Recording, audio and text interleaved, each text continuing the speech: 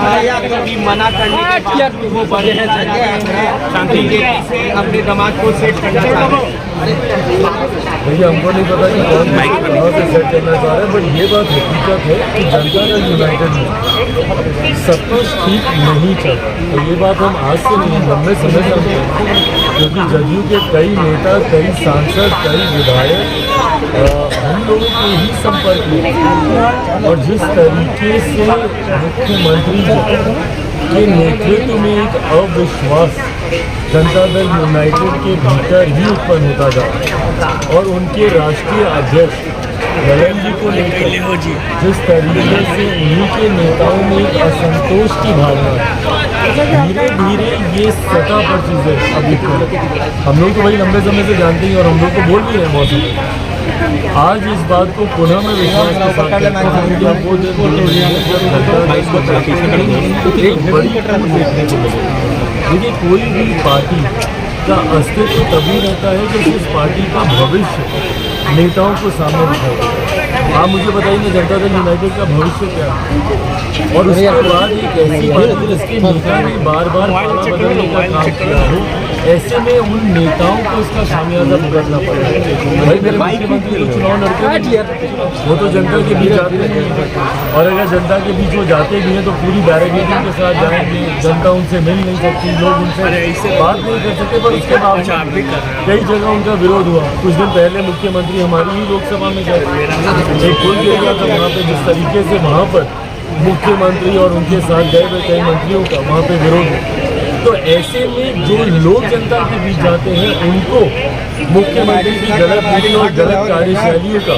उनको खामियाजा भुगतना पड़ता है, और यही कारण है कि उनके नेताओं के बीच में एक असंतोष की भावना उत्पन्न होती जा रही है, और कई नेताओं में वर्चस्व की लड़ाई भी बन गई है, मैं तुमसे आगे, मैं तुमसे आगे। ऐसे में धीरे धीरे आप देखिएगा जनता दल यूनाइटेड खंड खंड में आने वाले दिनों में ये पार्टी बटेगी,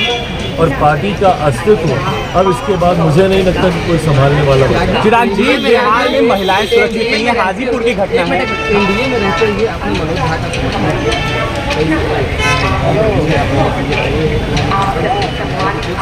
भाई मैं ना किसी का समर्थन कर रहा हूँ,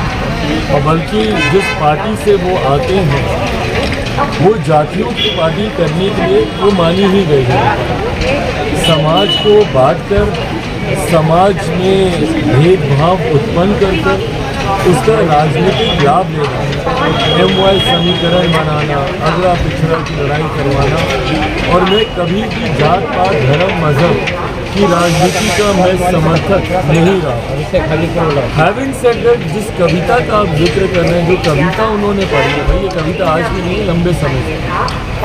और इस कविता का हम लोग स्कूल में सप्रसंग व्याख्या हम लोग करते हैं। जिस भी व्यक्ति ने इस कविता को जाना होगा या पढ़ा होगा, ये जिस परिप्रेक्ष्य में ये कविता लिखी गई है वो किसी जाति को लेकर कम से कम ये कविता नहीं लिखी। और अगर आप सुनेंगे इसमें भी मनोज जी ने भी बोलते वक्त इस बात को कहा है, अपने ही वक्तव्य में उन्होंने इस बात को कहा है कि मैं भी उन्हीं में से था, मैं भी था। मैं मानता हूँ इस बात को कि इस कविता में किसी जाति को लेकर ये नहीं था, बट हाँ जो सोच इस पार्टी की रही, मुझे लगता है this was totally uncalled for, इसकी ज़रूरत नहीं थी ऐसी किसी कविता को पढ़कर इस तरीके के मतभेद उत्पन्न करने, बट हाँ इसको जिस परिप्रेक्ष्य में